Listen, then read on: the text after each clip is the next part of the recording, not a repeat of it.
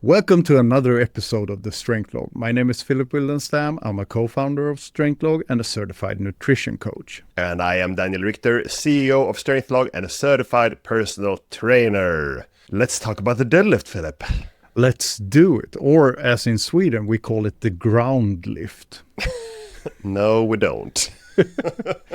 What's the Spanish expression? Like levanta, levantador... I don't remember. Donde está la biblioteca? Yeah.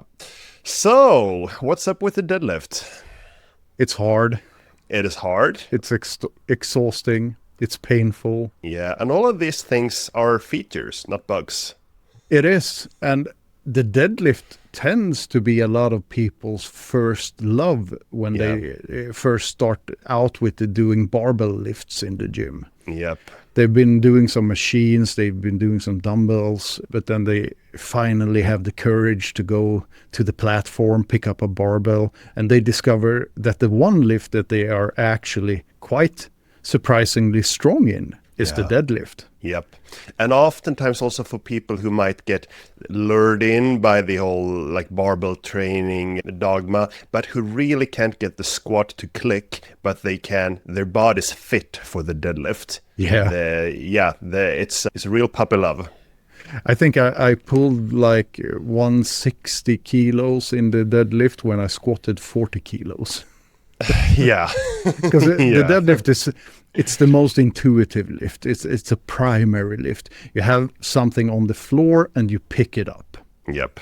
One could argue that you should also pick it up and then press it over your head. That would be a complete, like Olympic weightlifting in some form. But most of the times you don't need to put stuff up over your head. Yeah, no, I agree. It's simple, it's elegant in its simplicity, and it's a very basic test of strength. Yeah. That is also a good way to train your strength and like half of your body. There is this, once again, macho and pretty corny quote, but from Mark Ripito, the author of Starting Strength. He says, or he writes in the book, that strong people are harder to kill and more useful in general.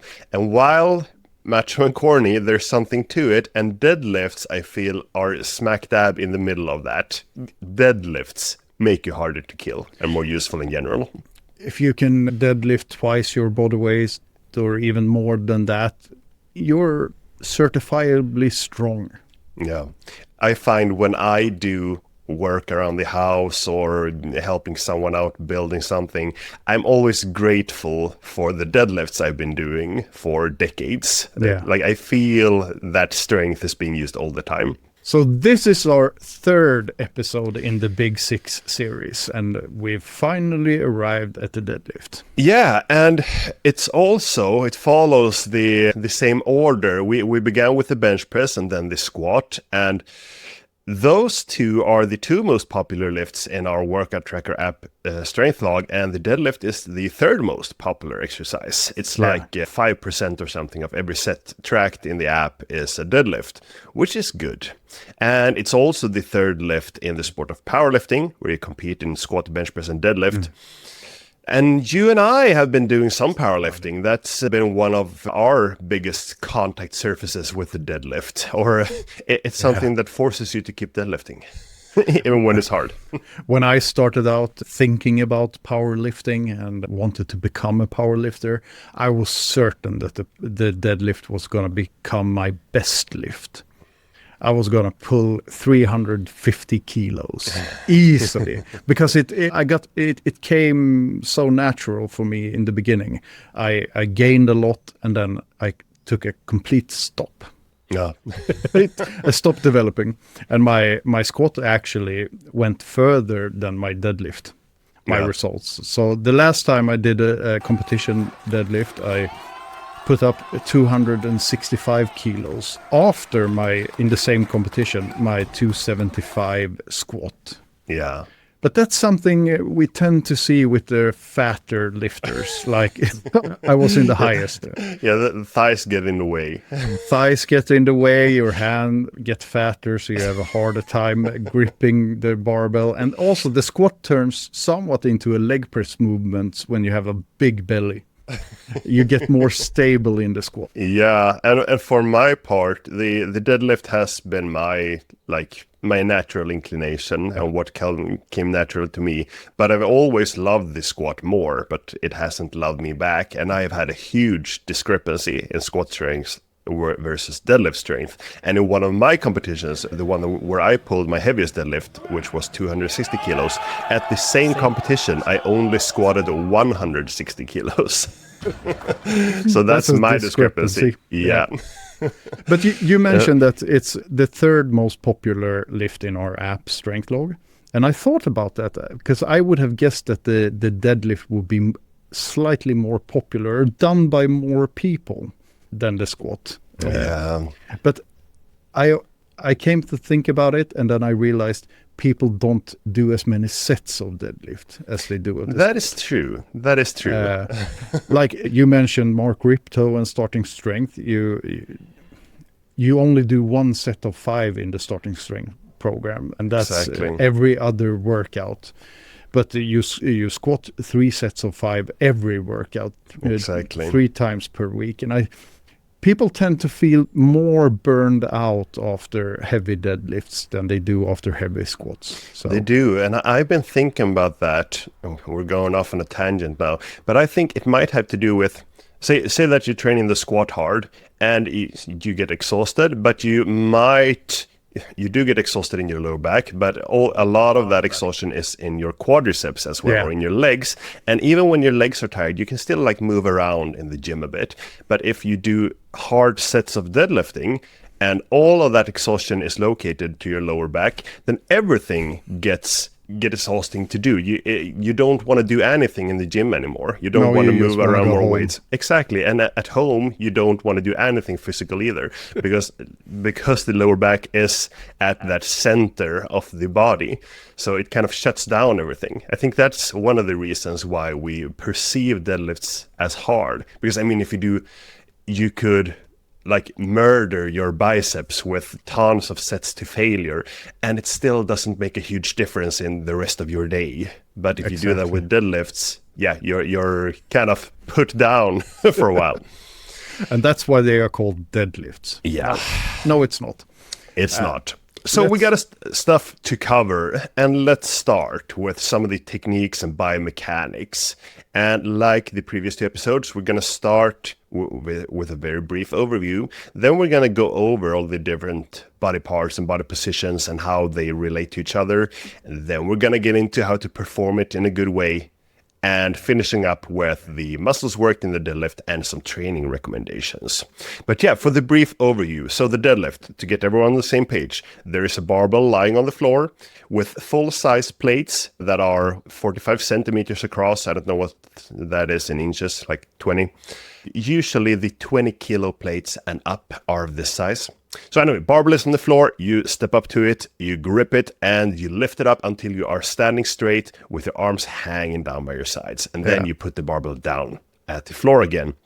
And if we're talking competition rules, a common rule is that you need to have a straight back in the lockout when you're standing up, and you need to control the descent somewhat, at least keep your hands on the bar. But I mean, nowadays in powerlifting, people basically drop the barbell just keeping their hands on it. They do. Which we're going to get back to, because it's not necessarily the best way to train it. We're mostly going to talk about the traditional style of deadlifting in this episode, but just like in the episode about the bench press and the squat, if you do another type of deadlift, this is still relevant to you. You can apply these learnings to a Romanian deadlift, a sumo deadlift, or whatever. Yeah, exactly. Trap bar. And probably most instances where you're picking something off the floor. But maybe we should begin with the distinction between sumo deadlifts and conventional deadlifts, as you mentioned. When people say deadlifts, they mean the conventional ones, or the narrow ones, the close stance ones. So, but the sumo deadlifts is the one where you have a very wide stance. And you might have seen them. You have a wide stance with your feet, and your hands go inside of your legs or inside of your knees. knees, as opposed to the standard deadlift or the conventional one, where you have normal to narrow stance between your feet and your arms go on the outside of your knees when you grip the barbell.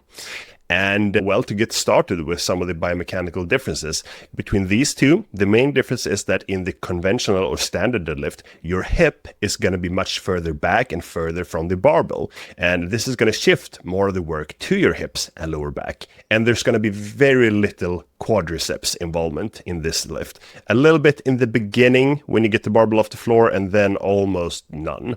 Making way for your hamstring to contribute instead. But then in the sumo deadlifts, your hips are much closer to the barbell, taking some of that work and shifting it to the quadriceps.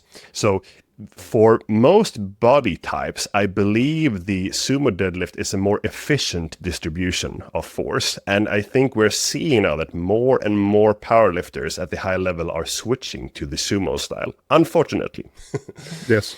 Horrible. Yeah. Some study, or one study found that the sumo takes about 10% less hip and back power compared to the conventional deadlift. There's also a shorter range of motion in the sumo deadlift, which for a tall lifter doesn't make a huge difference, but for a short lifter, it can cut like a big proportion out of the lift, of the of the weakest part of the lift. I'm not here to shit on sumo today, but I just would like to see powerlifters competing with the same lift, because it becomes like, oh, you doing this lift, but I'm doing this lift, and I can lift 100 kilos more than you. And in my head, it's like, but you're not doing the same sport. Yeah, so I agree. Would be nice to see them unite around one. Unite around sumo if that's what you want, and force everybody to do sumo. It's just a discrepancy there that bugs me a bit. Standardize it. So, beginning from the ground up, now that we got sumo and standards out of the way, the feet. Important part of the deadlift. What you generally want to do is to keep them close to the barbell. A common recommendation is that if you were to look at your feet from the side, you want the barbell to be above your midfoot. Yeah. And the point of having them close to the barbell is that you want to decrease that lever arm between the barbell and your primary working muscles. Mostly, if we're talking the standard deadlift, your hips and lower back. So you want to get those close to the barbell. Moving up, your knees are going to be slightly bent in the standard deadlift. Your hips are going to be far more bent, because that is where you're going to take most of the motion out. And the reason is that the barbell is in the way of the knees. So as compared to something like a trap bar deadlift, which allows for a more even distribution of that bend and the contribution of the muscle groups. Yeah. But the standard deadlift is done with a deadlift bar or a standard barbell.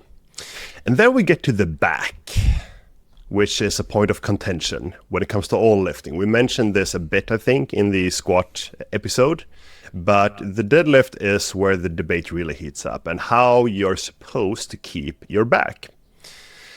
And we're coming off of a phase where everyone recommended that you must keep your back absolutely straight. And straight, when we're talking about the back, really means an S shape if we were to do an X-ray of the back, because our spines are S-shaped. But generally keep a flat back as seen from the outside. I think the same rule applies that you mentioned in the last episode when we talked about the squat. If it looks good, it's probably good. Yeah, I think so too. Because we had this wave that you have to keep your back straight. And now the pendulum has swung to the other side, and we have coaches and physiotherapists arguing that that is absolutely wrong, and you should lift ugly and in any way possible. Bend your spine however you will to strengthen it in all the different angles that it might work. And I think there's a case for both lines of thinking, but as so often, the truth might lie somewhere in between. Yeah, I've never had the prettiest deadlift, but I try to teach myself, train myself to at least not lose my position during the lift. Meaning if I had a slight bend in my back, I try to keep the same bend through the whole lift. Because you see some people with, in my opinion, too much weight on the barbell. They start out trying to pull with a quote-unquote straight back, and then in the end they looked like a dog performing a poo-poo, and they have a really hard time trying to look out the barbell, which means they are trying to straighten their back at the hardest part of the lift. And I still think that's not an optimal technique for most.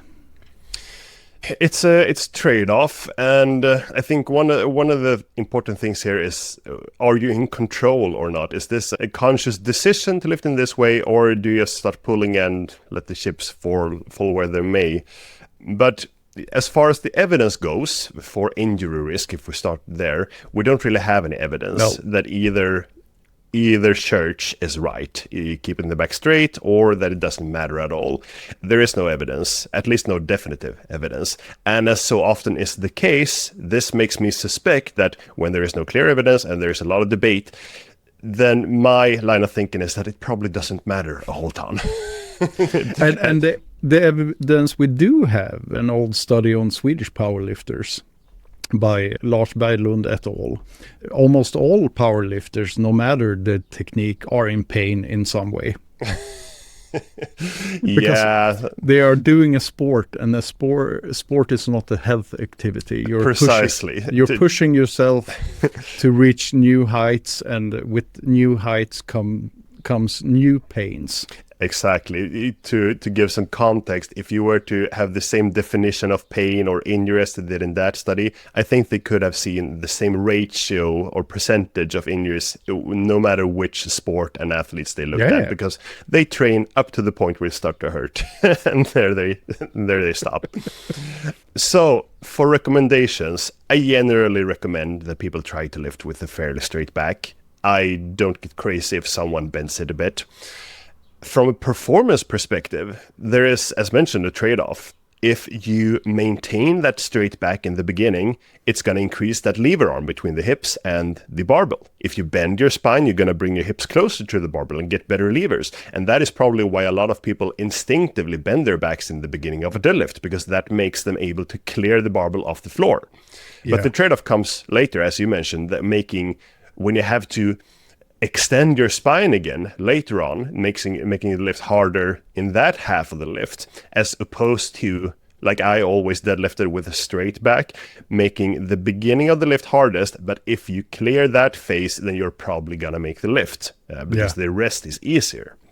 So, and that basically comes down to what style you want to pursue. I suspect that for an optimal conventional style, you might want to have a little bit of a bend to decrease that lever arm in the beginning, but not so much that you can't straighten it out later on. Don't identify as a banana.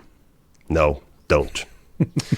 So that's the spine. And just like to finish off, if the spine weren't able to handle bending, I think it would turn into the shape of our straight bones that we have in our arms and our thighs. But now the spine is made of all these thick discs and vertebrae that bends all the time. So I suspect that it can handle it and also strengthen it that way. Exactly. I was going to get to that point. The more you train deadlift in a certain position, no matter the position, the more you're going to strengthen your body in that. That's just how strength training works for both the muscles and the joints. Yeah. And one of the things I don't like is when someone trains in one way all the time and then they go for a 100 max or a competition and they change the style. I think that entails a high injury risk. Yeah, I agree. So, moving on from the spine to the rest of the core. And we've made glimpses at this throughout this podcast that deadlifts and squats are all you need to train your abs. And we know from studies on muscle activity that the ab muscles aren't really that active in the squat and the deadlift. The core muscles get more active the more you move to the back of your core. Like the front is fairly relaxed and the back is obviously very tense because they are what keeps your spine extended against the weight trying to bend it or flex it. But unfortunately your abs don't get a whole ton of workout from these lifts. I think your obliques, especially like the posterior, the back fibers of your obliques, might get some work done for them, but not like your six-pack muscles. But still like half of your core muscles. You have a ton of core muscles going down like from deep out to more superficial, and like the back half is going to be worked. For everyday use, they might be a bit more important than your six-pack. Yeah, You might use them a bit more. precisely. All right. What So- about my shoulders? Yeah, another point of some contention. If we're talking about just training the deadlift for strength in general and muscle building in general, I don't think you need to think a whole ton about your shoulders. You obviously don't want to lift them in the opposite direction of the barbell, bringing them up to your ears. Like Try a to keep shrug. them, yeah, precisely. Keep them neutral and let your arms hang down. If you want to try and work with the details to improve your performance a bit, you might try to depress your shoulders, lower your shoulders, maybe also bring them down closer to your hips. So kind of putting them towards your, maybe not your back pockets, more like your front pockets, because you want to bring them close to that center of like your pivot point for the lever arm of your back. So close to those working muscles. But generally just have them where it feels comfortable otherwise. But the arms, a bit more important and obvious what you want to do with them. You don't want to keep your arms bent when you're deadlifting. No. You want to have them straight. I mean, if you're going to pull some serious weights, once you've advanced a bit, it's going to be hard to keep them bent. But still fight the instinct, because the more weight you put on the barbell, the higher the risk of pulling like your bicep or something with a bent arm. It increases. Yeah, and also, in addition to a lower injury risk, you are going to be able to lift more weight with straight arms, because if you straighten your arms, it means that you can raise your upper body up a bit higher above the barbell. And another study shows that the higher up we get in the deadlift position, generally we get stronger and stronger up until lockout. So straight, long arms means that you can start in a higher position where you are stronger. You don't want to be in that very low bottom position where you are weak. You want to get up from the barbell if you want to pull a lot of weight. So imagine that your arms are ropes. You want them to be vertical and straight. And just finishing off with the head, to go all the way from toes to head, a neutral head position is probably good. Some people like to look up, some look down. You do have like your trapezius inserts into the bottom of your skull or at the top of your vertebrae, so it's going to be loaded. Still, you can probably adjust to anything, but around a neutral head position is a good general practice, I think. I think the head position should be the thing you think about the least in the beginning. Yeah, just let it be a natural continuation of your spine. But So we're gone from head or from toes to head, but we haven't touched on one of the most important body parts, namely your grip. I thought you were going to say something else. In the deadlift. So, how should one grip the barbell? I mean, for a total beginner, the most natural way to grip a barbell is with a double overhand grip. Yeah, Just palms facing you. palms facing you, thumbs around the bar.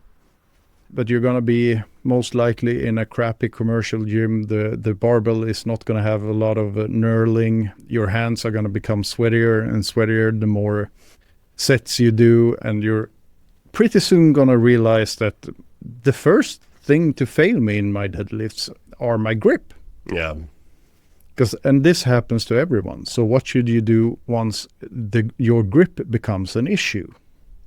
Yeah, you have several options. And perhaps the first order of business is to get some chalk. Yeah. The white magnesium carbonate, commonly known as chalk, that you rub on your hands to dry them out and increase the friction. That will buy you another 20% or something in strength before your grip gives out. And in a warm gym where you get sweaty, as some people allegedly become when they work out, seems weird, but yeah, chalk is really important for deadlifting. And if it isn't allowed, well, then you might have to use straps or something. It's 2025 now. I would say that these last 10 years, at least here in Sweden, more and more gyms have started to ban the use of chalk. Yeah. And I've trained at a lot of gyms on the West Coast in the US, and almost every gym I've been to has had a chalk ban. I hate the chalk ban. It's like sending out the signal that we're not a serious gym for serious people. Yeah. Don't But come here. in some cases, I believe the customers brought it on themselves. Of course, but still. Yeah, I know. It comes with the job. If you want to run a gym, you gotta love shock. You have a barbell area. It's really, I mean, it might look a bit messy, but what's the big deal? Yeah. So, okay. So shock is good, but that won't get you all the way if you want to avoid using lifting straps. So then there are two common other ways to grip the barbell to greatly improve your grip. And the most common one used for deadlifts is the mixed grip, meaning that you have one palm facing you and one palm facing the other way. So, and what this does is that it stops the rotation of the barbell. It stops it from rolling out of your hands, making this improves your grip like 50% or something. Yeah. Turning the grip, if you have shock and you use the mixed grip, in most cases into a non-factor, or it moves the bottleneck to the rest of your body and some other point of weakness. So you don't need to worry about your grip as much anymore. This is also known as the sane option. Yeah. It's a good option. It's not very painful. It's a bit awkward in the beginning. You might worry a bit about asymmetry, but typically people are able to just rotate the arm without moving too much stuff around in their upper back when they turn one of their hands. So I don't think you need to worry a ton about asymmetry. Anecdotally, I've seen some really meaty world-class powerlifters using this technique for 15 plus years without looking asymmetrical from behind. Yeah, exactly. We haven't seen any evidence from any powerlifter that they have developed an asymmetric back. So it doesn't seem to be an issue. I remember when I started using the mixed grip, and I worried about asymmetry like almost all people do. And in the beginning, I switched between sets and stuff. That's right. But it never, just find your strongest grip, what feels comfortable, and stick to it. Yeah. I mean, if you're going to be a competitive bodybuilder, you're not going to do these styles of deadlifts anyway. So don't worry about it. Maybe. Yeah, so no, don't worry about that. And you're probably going to do other back exercises anyway with a symmetric grip.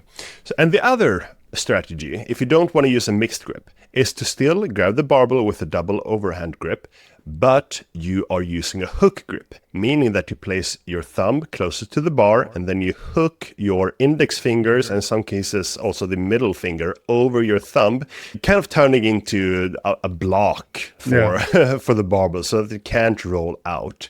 And this feels even more awkward in the beginning, and it's painful for most people. It takes a fairly long time of breaking it in until you're able to pull heavy weights with this style, because it hurts your thumbs. The insane option. Yeah, this is what weightlifters use when they pull heavy weights in the clean and in the snatch. But it works in powerlifting as well. I want to add that if you have small hands and you're using a powerlifting barbell, this might be really hard for you. Yeah.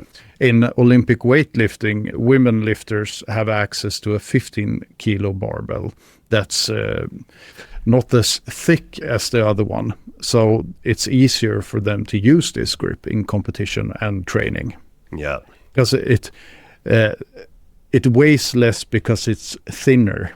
It has nothing to do with, women are weaker than men, they need a lighter barbell. They need a slightly thinner barbell, and that's why the barbell is also slightly lighter. Yeah.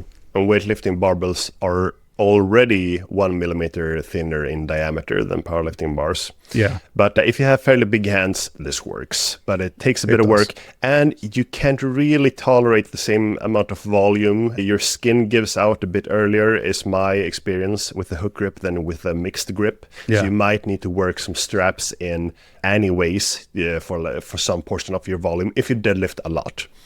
But yeah, those are your options. I feel that like beginners are fine for their first sessions use a double overhand grip, but then might want to start to work in some other grip when they start to get some of all the details under control. But you mentioned straps. Yeah. There's different kinds of straps available. Most of them are pretty decent, but there's a big stigma around using straps. Exactly. Does your strap, do your straps match your handbag, Daniel? Yeah, exactly. And this is just dumb. Yes, Straps it is. are awesome.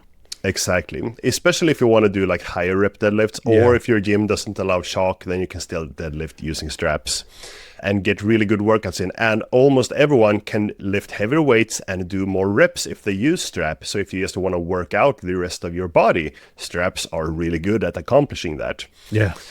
But yeah, for sure, you don't get the grip workout that you would have gotten otherwise, but maybe you can get that from other exercises. You don't toughen up your hands like you would have otherwise. But with the case of the hook grip, that might also like mess up your agility in your thumbs. Not good for gamers. No. I remember I tried to learn the hook grip. I didn't need to learn it because I understood it and it worked, but it hurt a lot. And then I had like numb thumbs for weeks afterwards. It's like I can't feel stuff with my thumbs. I don't like this. Exactly. I much prefer straps. Yeah. When I did a lot of bodybuilding training a few years back, when I did deadlifts, I used the straps on all my sets. When I did lat pull downs, I used straps just to be able to focus more on my lats than my grip. Straps are awesome. Never listen to someone who says you're not allowed to use straps. Yep. Silly. The exception is obviously if you want to be able, or if you want to improve your deadlift, your raw deadlift without straps, then you need to do at least enough training to not have your grip be a weak point. Other than that, work them in as much as you want to. Perfect. All right. Those were some of the technical details. Let's go over in some more detail how to actually perform the lift, because we haven't really done that. Yeah. There is a standard recommendation for the deadlift that is called the 5-step deadlift setup. We have videos of this on our YouTube channel. I think we might have an article as well on strengthlog.com, and the YouTube channel is strengthlog, but you can just Google 5-step deadlift setup and you'll find lots of demonstration of it. But I thought that we could go over that because it is a good recommendation. So step 1 is to step up to the barbell and place your midfoot below the barbell. And this is going to vary between individuals. If you have short or long feet, this might affect, like it might change the recommendation based on this step, but you might not have to because you are tall or short or whatever. But as a rule of thumb, begin with the midfoot under the barbell and adjust as you get experience with the deadlift and find what you want. Like for me, I want the barbell slightly further forward than my midfoot. You do you. So step number 2 is to bend over and grip the barbell just outside your legs. Talking about the standard deadlift here. So straight arms like ropes just outside your legs. Step 3 is to bend your knees so that your shins touch the barbell, but without moving the barbell away. The barbell should stay in place at all times here. Step number 4, squeeze your chest up to straighten your arms out and also to flatten your back. So you can imagine that if you would have like a logo on your t-shirt, you want to show that to the front wall, the wall that's in front of you. And finally, step 5 is to pull the barbell and drag it along your legs, especially your shins, but probably also at least the bottom half of your thighs until you're standing up straight. Yeah. And the reason we're pulling it against our legs is to keep it really close to our primary working muscles, so keeping it really close to our hips so that it doesn't drift away, making the lift much, much, much harder. So keep it as close as possible. And Like a sign of how important this is that in powerlifting, you're required to wear long socks in the deadlift because otherwise everyone would scrape up their shins and cause bleeding. So pull it hard against your legs. And then when you are standing up straight, you just lower the barbell back with control. And that is the deadlift. Some people drop the barbell down and then they bounce it back up. Yeah. What do you have to say about that? Lazy and undisciplined. I mean, it's called the deadlift. Probably I haven't checked into the history of the word, but because you do a dead start. That's my best guess, at least. Bouncing has like one benefit, and it is that you're able to count more reps when you're doing your set. Yeah. Then all the rest of the differences are basically drawbacks. Because for one, when you are lowering a weight without really resisting it, you get less muscle growth and less strength gain in the concentric portion. So you get stronger lifting a weight up if you practice lowering it slowly. It also makes it more difficult to control the variables. The barbell might end up further away from you, making the lift harder. Yeah. It introduces more chaos when it bounces. It sounds worse for everyone else. The noise is more annoying. And yeah, and also you don't get that dead start. So if you want to practice or increase your strength from a dead start in the deadlift, well, practice lifting with a dead start. Don't bounce your way up 4 inches before you need to start pulling. Just build that strength from the ground up. I've talked with so many lifters through the years that bounce the barbell when they are performing quote-unquote deadlifts. And they are always like, yeah, but the second repetition feels so much better than the first one. Strange. Weird. Because I mean, in the deadlift, especially if you're training for a 1 rep max, you want to do as many first repetitions as possible, which is one of the reasons why powerlifting programs often have like ours do 6 sets of 2 instead of 2 sets of 6, because you want many first repetitions.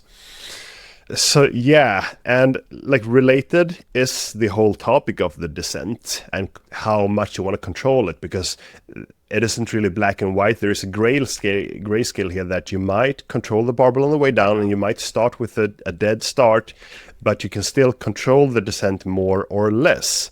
Of course. And obviously it takes a lot more work and discipline to slowly lower the barbell, but I do believe there are payoffs to be found there. A common thing among powerlifters is that they say, well, I lower it fast so that I have more energy for doing more concentric reps, more concentric training. But that might be shooting yourself in the foot, that you might have benefited more from doing a balanced amount of concentric and eccentric reps instead of just more concentric ones. There might be something to that. Yeah, haven't really been tested in the deadlift. Exactly, we can't be sure, but no. But in other exercises, we see that even if you do twice the amount of concentric reps, you still don't gain the same amount of concentric strength as if you were to do half and half of concentric eccentric. So yeah, one day we'll get a study on that. Did we talk about locking the barbell out? Not enough. What do you have to say on that? I see a lot of people overextending when they are locking out. They are almost leaning back. Yeah. And I don't think that's necessary. and it might also be bad. I'm not sure. But you learn the deadlift. You learn that you should always lock your reps out, which is a good thing. But you don't need to overdo it. Yeah. You don't need to lean back. Exactly. Just get your shoulders back into a more neutral position if they were slightly forward. Yeah. It might be overcompensation. Like you have struggled lifting the barbell up in the whole lift, and then you want to show everyone that, it's not that hard. Look, I can extend all the way back here. Exactly. So that was that. Muscles worked. Yeah. Oh, once again, everyone, all of them. This is the peculiar thing, because a lot of bodybuilders don't do deadlifts. Yeah, because we hate them. Because they are hard. That's another saying. It teaches you to do hard things. No, but I think that if you're a true bodybuilder. You're working out 5 or 6 days per week. You're in the gym for 2 hours, maybe even 3 hours. Doing deadlifts, it takes a long time to set up. Yeah. You're going to be in the gym for even longer. It takes a bigger toll. If you're doing 3 sets of 10 in the deadlift, you're ready to go home. Yeah. But you still have like 30 sets of other exercises left that day. Deadlifts, they don't fit into a lot of bodybuilders' routine. Yeah, and also that they might not work any one muscle optimally. Yeah. The spinal erectors might be the one that is worked really, really well. But for the rest of them, you can often find an easier exercise that hits it as well or even better. Yeah. And I'm not sure about that whole CNS fatigue thing, but I do stick with what we said in the beginning, that if you really fry yourself with deadlifts and fry your lower back, then the rest of the workout is going to be much harder. You're going to be tired for the rest of the workout from that. But we do see bodybuilders do variations of the deadlift. Yeah, like Romanian deadlifts. Romanian deadlifts. I would almost call the good morning a variation of the deadlift. But you have the barbell on your back instead of in your hands. It's a hip hinge. Yeah. And we see a lot of that. So, and you do those, a bodybuilder can do those variations with using lighter weights, focusing on muscle contact. Things that bodybuilders like. Yeah. But if we are to look at the muscles worked in the deadlift, like we mentioned earlier, there is not actually, as far as we know, a single study looking at the deadlift and which muscles grow from it. Somebody, please do this study.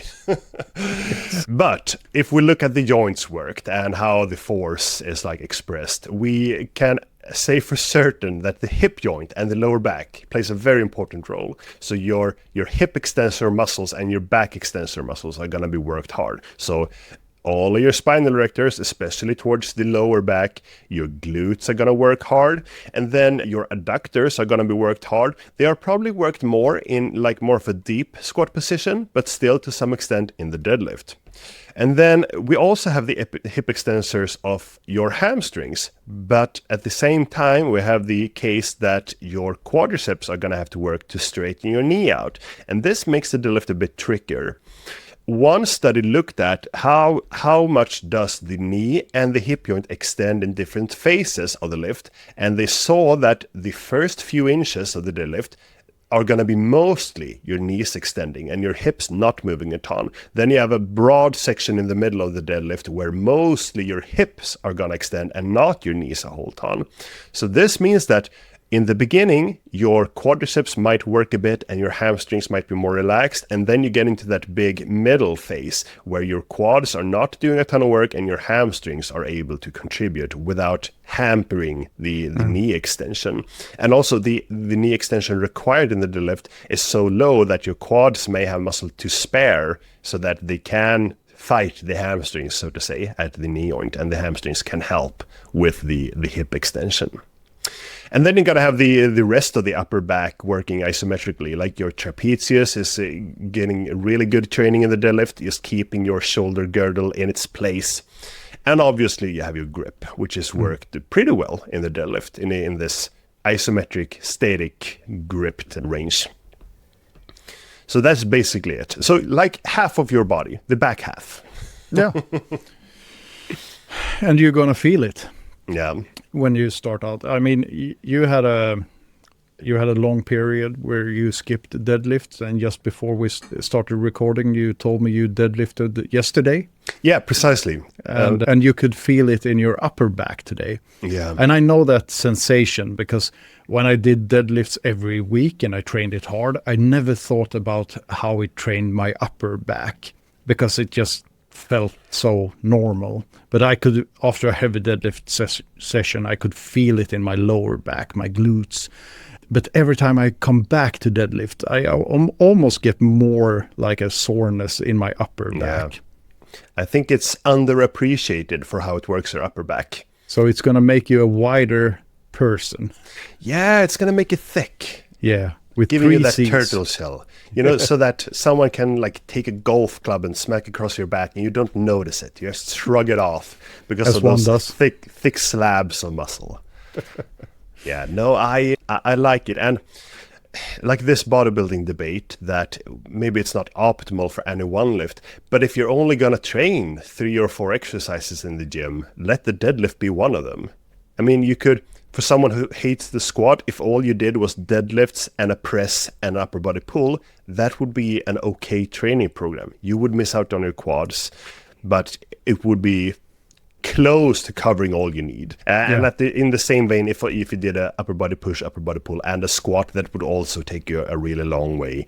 So it really covers a lot of your muscle mass. And if you do all 4s, squat, hip hinge, pushing and pulling, then you're basically covered. And that is what this series is about, the big 6. So instead of the big 4, we divided the big 6, the pushing and pulling, into horizontal and vertical pushing and pulling. But yeah, it is included in many of our general strength training programs, many of the ones where we try to give you a lot of bang for your buck, where you don't need to spend a ton of time in the gym and just doing a few exercises that work almost your entire body. So if you, the listener, were to turn into a really good deadlifter, never tell your friends about it, because then they're going to ask for your help when they move. Yeah, you become a really good moving guy if you're strong in the deadlift. Even like if carrying you're sofas. Yeah. No, but it's a very practical exercise. Exactly. You become more useful in general. Yeah, and harder to kill. Yep. I mentioned briefly in the beginning of the episode that I think that people generally do less sets of deadlift during a training week than the squat, the bench press, the overhead press, or whatever. And so that brings us to, how should you actually train the deadlift? Yeah, and we're not going to deep dive into it in this episode. But what's your general idea? My general idea is that if you're going to do a lot of squatting, you might not need as much deadlifting, or vice versa, because these two lifts, they cost about the same amount for the same muscle groups. So you need to plan your training. I always separated my heavy squat day with my heavy deadlift day as far as I could. I did heavy squats on Mondays, and then I did heavy deadlifts on Thursdays or Fridays. Yeah. So they overlap at the hips, and then they diverge towards the knee and further up in the back. Yeah. But if you're a beginner, we have a lot of free training programs in our app StrengthLog that contains the deadlift in some shape or form. And I think a good linear progression, like always for a beginner, like our beginner barbell program, you do 3 sets of 5. I think. Yeah, I think you might start with the slightly higher reps in the first few workouts, but pretty soon you're going to do 3 sets of 5. And that's I always thought that 1 set of 5, like in starting strength, was a bit too little. Yeah. Never got a good training effect when I followed that program. I gained a lot in the squat, but not a lot in the deadlift. Yeah, no, I agree. And then moving on, we have plenty of more advanced deadlift programs. One of the most popular programs in our app is our 6-week deadlift specialization program called Deadlift Disco. A lot of people have made really nice gains on that. Some Swedish powerlifters have run it like 7 to 8 times back to back and taken their deadlifts from like intermediate to elite levels, which is cool. And then for everyone who struggles combining squat training with deadlift training, we do have a bunch of powerlifting programs where we've done this for you. And obviously I should follow one of those, because I've been repeating our squat specialization program, and I struggle to get some deadlifts in there. But maybe I should just follow my own advice and follow one of the powerlifting programs that combines this. But this is a classic Daniel. Yeah. And if you really want to get a lot of deadlifts done, there is the old school deadlift routine in the app, which is free. And it has you deadlifting 3 times per week. So don't enter anything heavy in this. Be conservative because you're going to do a lot of lifting. It's probably for someone that has lifted for a bit, become intermediate or even advanced, it's a really good program to squeeze out some extra kilos or pounds to hit a new PR. But put everything else, at least lower body, on the back burner for those 6 weeks. Don't think that you can also run the old school squat routine at the same time. And bench press. You're going to burn out. Yeah. He who chases 2 rabbits goes home hungry, or whatever the saying is. I saw 5 rabbits this morning on my way to the gym. Yeah. Not rabbits, hares, but still. Yeah. Did you chase them? I'm too old for that shit. No, they just put a smile on my face. We go up at dawn, and every morning we see like 1 hare or 2 hares, but this morning it was 5, and that was awesome. Yeah, that is nice. So, yeah, just finishing up on the old school deadlift routine. I think I've run that twice for the deadlift. The first time it took my deadlift from 200 kilos to 220, if I recall correctly. And the second time I had to abort it halfway because my elbow got really irritated in the supinated arm because I used a mixed grip. So I had to switch to a hook grip, and I haven't switched back since. That's insane. And this was a long time ago. It was more than 10 years ago now. No, but check out our app. It's free. And if you start using it, you're also supporting this podcast. Yeah, and on the topic of this podcast, next week we are going to talk about the overhead press. Yeah, I look forward to that. Yeah, we talked about the bench press 2 episodes ago. Now we're getting into the vertical press. And then after the overhead press, we're going to talk about rowing and then also vertical pulling. So like pull-ups or lat pull-downs. So make sure to subscribe to this podcast so that you can catch these episodes. Also, please leave a review if you're using a podcast player that allows you to leave reviews, or just leave a comment like if you're using Spotify. We love reading those. Or watching on the tube. Oh, yeah. Then you can see my nice Hawaiian shirt. Yeah, vacay vibes. Yeah, also fat man vibes. All right, thank you for listening. Catch you next week. Train hard, eat well, die anyway.